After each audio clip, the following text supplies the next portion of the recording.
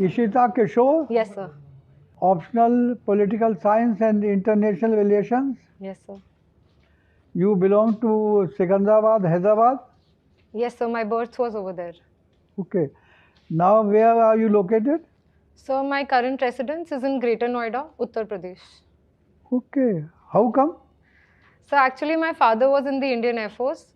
So during my birth, he was posted in Secunderabad in Telangana. And after his demise, Greater Noida. We are sorry that your father is no more. But when did he pass away? So this was 2004. 2004? Yes, sir. So I was 7 years old at that time. Okay, okay, okay. And what rank did he enjoy in the Air Force? So he was Wing Commander Sanjay Kishore.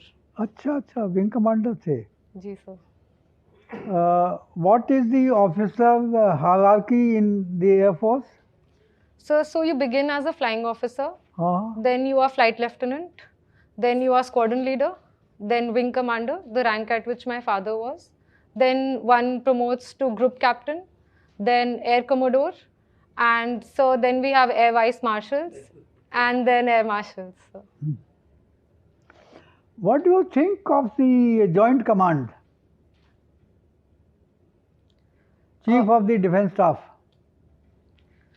Sir, I think it is a step in the right direction because my last, although very small exposure to the Indian Air Force, my father's last posting was in Port Blair. And Andaman and Nicobar is a tri-services command. And such sort of coordination and unity in terms of operations goes a long way in ensuring that correct decision making is taken.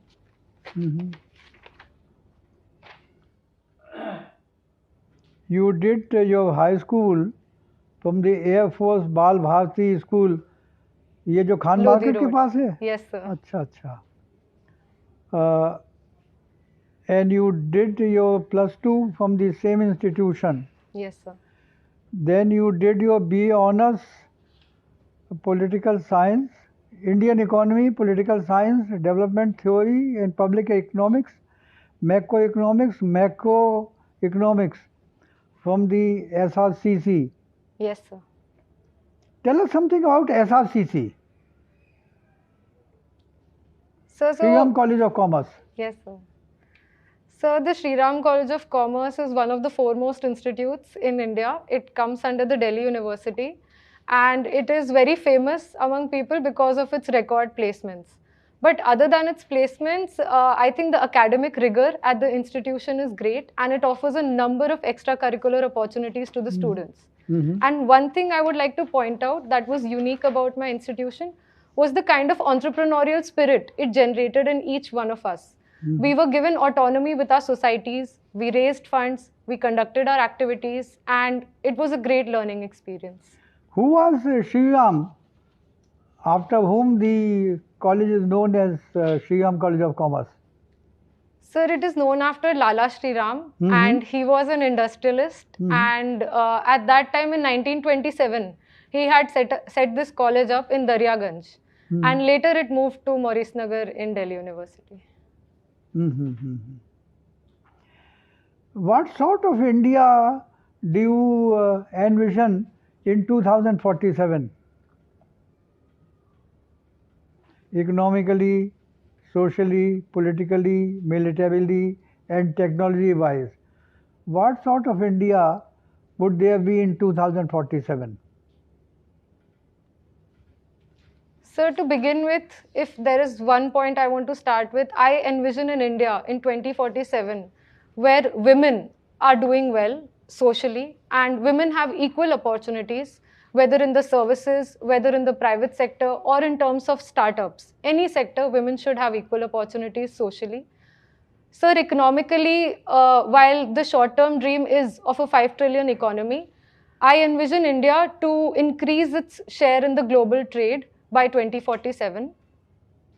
So politically, India's civilizational culture can be taken a long way and it can spread the message of not just peace, but also a sense of fraternity and brotherhood, which is also the theme of G20, which is Vasudev Kutumbakam, that the whole world is one family. So technologically, India is upping its operations, and by 2047, I envision India to be a state of the art, to have state of the art technology, whether militarily, whether in Fine, Ishita, cybersecurity. fine.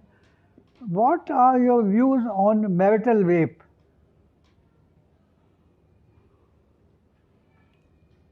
Sir, I feel rape is rape, and whether within marriage or outside, it is non-consensual, and it must be condemned.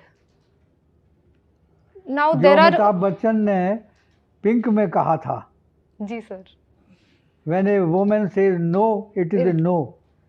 sir, his famous dialogue was that no in itself is a statement. Okay. And it does not need any backing. It does not need any explanation. So I agree with him. And while there are a number of repercussions in terms of how we will find out false cases, frivolous cases, how this will be implemented, there will be a number of challenges. Fine, Ishita, fine. What are your views on the reservation of 10% for the economically weaker sections, other than the scheduled caste and scheduled tribes? Sir, recently in the Janhit Abhiyan versus Union of India, Supreme Court had upheld the economically weaker section reservation of 10%. Sir, now we are shifting from a reservation system that was based on accidents of birth to now accidents of life. And it might be temporary, the economic status of someone might be temporary. Sir, in a modern economic world determined by Fine, globalization. Ishita, fine. You get it. Tell us something about the Rotary movement. You were in the Interact Club. Rotary movement.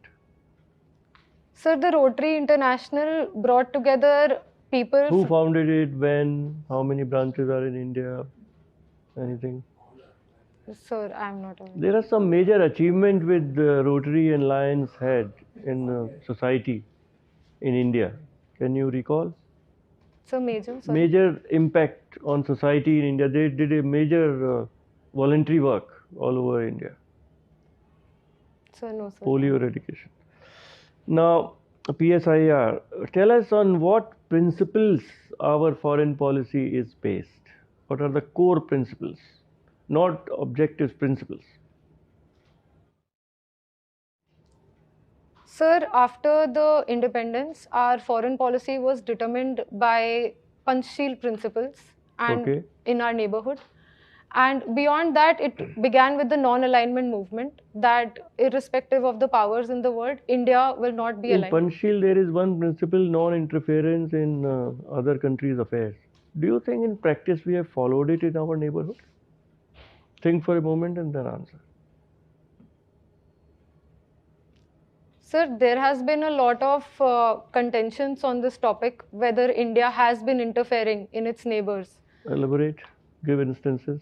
So, for example, in Nepal, the development of the constitution in Nepal, the 2013 blockade in Bhutan, the 2015 blockade in Nepal, in Sri Lanka. So, there have been debates on this, whether India Sri is Lanka, the IPKF gives your assessment. Did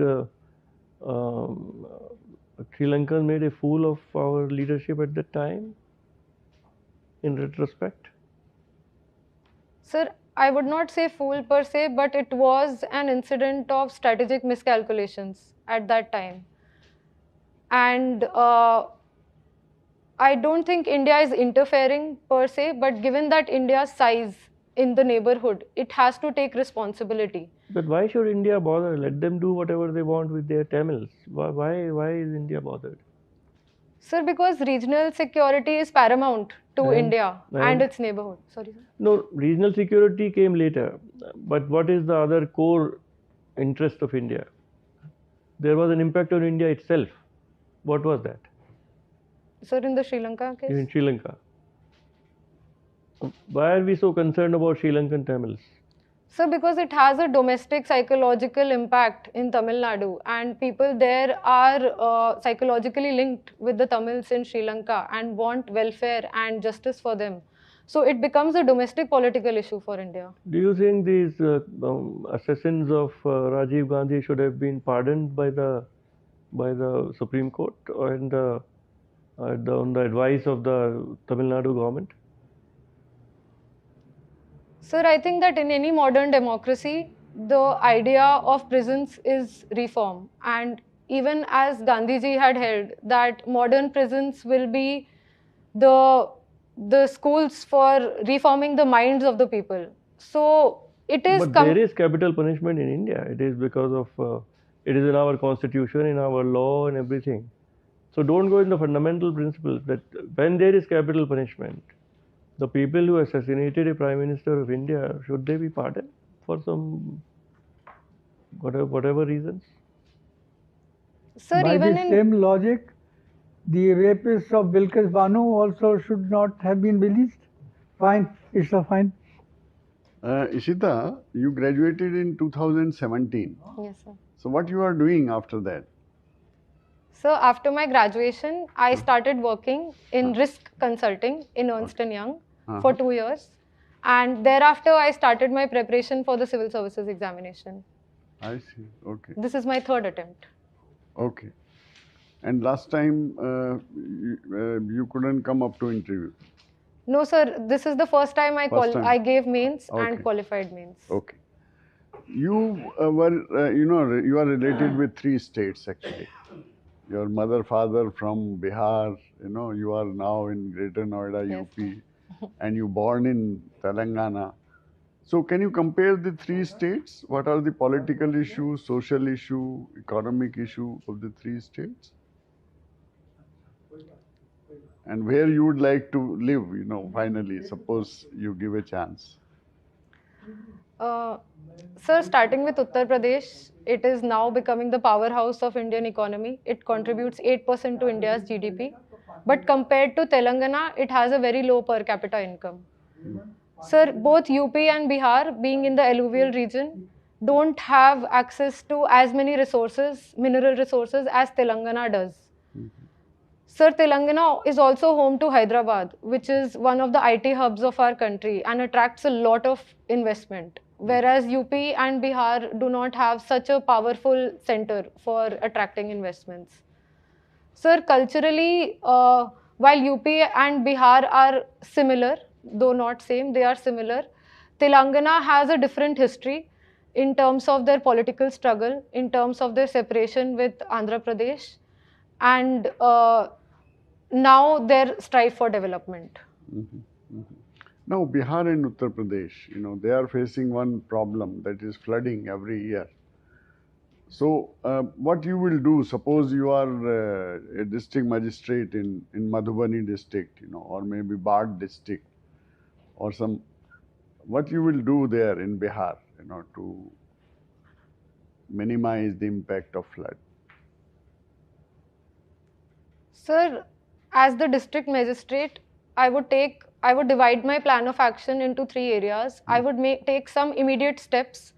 That would be, firstly, that people should be aware. These floods are not a surprise anymore. They are periodic. They can be expected and predicted during certain seasons. So people should be prepared. And for that, I will take some preventive measures like awareness programs and to equip the people. Sir, in the medium term, I will try to build some embankments, because since the rivers are changing course very fast, so annually or periodically, these embankments also have to shift course. So this will be in the medium term. And do you know the Sindai framework? Yes. What is that? And in which year it was enacted? Sir, I cannot recall the year, but Sendai framework was signed in Japan under the United Nations Disaster Risk Reduction Program, and it issues certain guidelines and principles on how disaster management. So what are these 4 priorities? Yes, it is having some priorities and goals, not guidelines. Yes, sir. So what are the priorities? 4 priorities are there. Sir, they were on the lines of preparedness, action taken during the relief, mitigation, and in 15th Finance Commission, there is something new came for disaster management. Do you know that? What is that? Sir, forest and ecology were given a weightage. Disaster management. Fine, Ishita, fine. आप पूछे. Okay. Ishita, huh? Ishita, you've been very good in sports. Yes. How come? Sir, What attracted you to sports?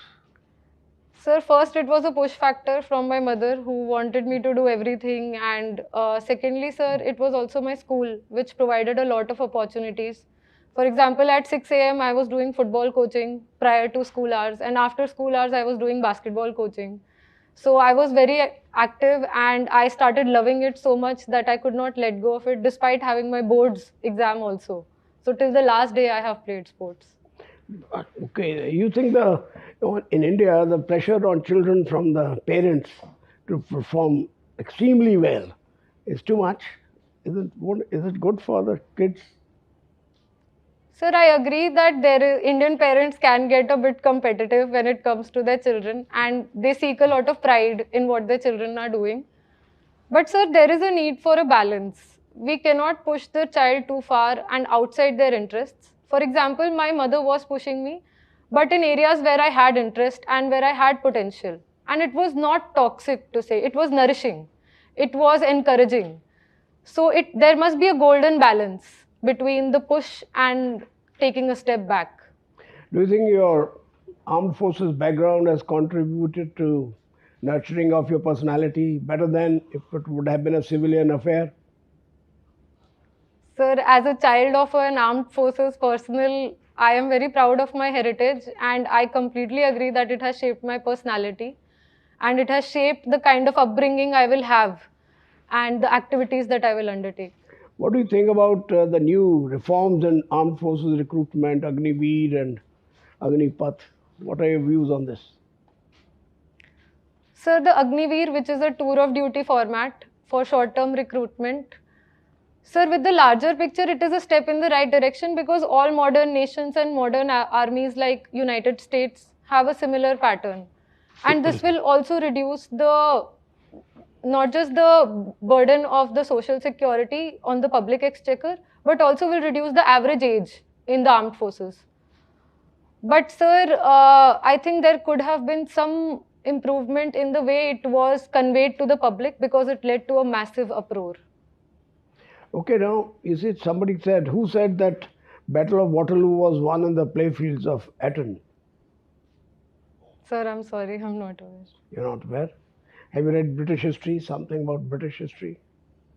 Sir, a little bit, but I'm not aware. The famous lines. Battle of Waterloo, do you know anything about Battle of Waterloo?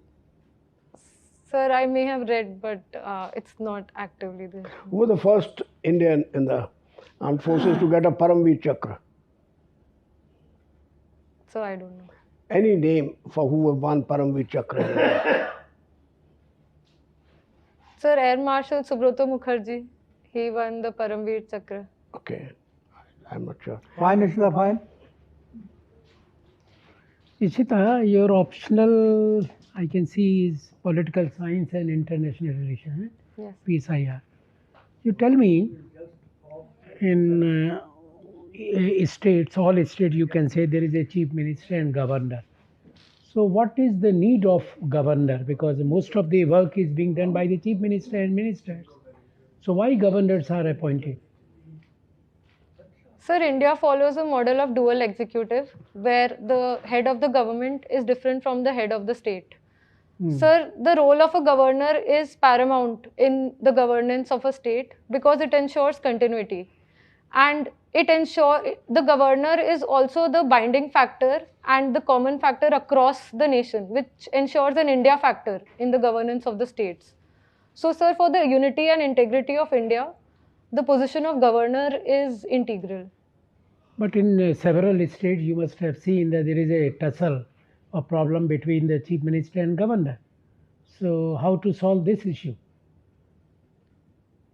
Sir, I think a solution in this regard would be that, as many commissions have suggested, for example, the Sarkaria Commission or the Panchi Commission, that there should be a panel of members of public prominence who must be there, and they can be, from that list, someone can be selected, and it should be in consultation and in agreement with the state governance also. because this will ensure that they can work hand in hand, and there is both checks and balances, but there is also coordination. Okay, have you seen Hyderabad? Means when you grew up. Sir, I was just 1 year old, and then Okay, we you had left, moved. because I wanted to ask one question related with the Charminar. Anyway, because I have seen many times. You have done your BA honors in this economics, several economics papers are there. So, what are the factors which really control Indian economy? Any 2, 3 factors, not full paper, you should discuss. Sir, in the macroeconomic scenario, the factors which control No, the Indian microeconomy you have written separately. Sir, Indian economy, microeconomic, macroeconomics, I understand. But what is this, public economics? You have written, that is a separate paper. yes, sir. So what do you mean by the public economics? So, public economics centers around the distribution of resources in a society and how the taxation system must function to cater to the society. So that is not under micro or macroeconomics. Sir, micro and macro form the foundational basis on which these subjects are studied, and on those theories we understand how public economics works. Okay. For what theory Abhijit Banerjee got the Nobel Prize in economics? Any 2 points? Sir, it was the randomized control trials, and sir, they created groups of people and analyzed their responses with certain incentives. So this is also helpful in public economics. Okay. You name any 2 women in India, powerful women, maybe IAS, IPS, which have impressed you, mentioning their main 2 or 1 or 2 contributions. So can I take a moment? Yes, because you are going to join civil services, Yes, sir. and being women, you should know at least some of these role models, or you can consider them as your role models.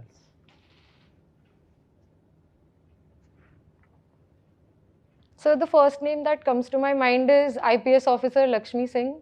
So she is the first commissioner of the Gautam Budh Nagar district. And in the commissionerate system of last 7 years, first time a female officer has been appointed. And I feel she can actually handle all the issues of crimes against women in the NCR region. But Gautam Buddha and Noida are the main centers of corruptions. So what she did for that? That's why I was asking some important, very important national level contribution. Any woman from IAS, IPS? If no, then you can say no problem. Now, there was one meeting on climate change in US, and there one very famous economist said that in India, women are responsible for climate change. So, can you guess what he was referring to? How women can be responsible for causing climate changes in India? Fine, thank you, Ishita. Please wait outside for 2 minutes. Okay. We'll summon you again.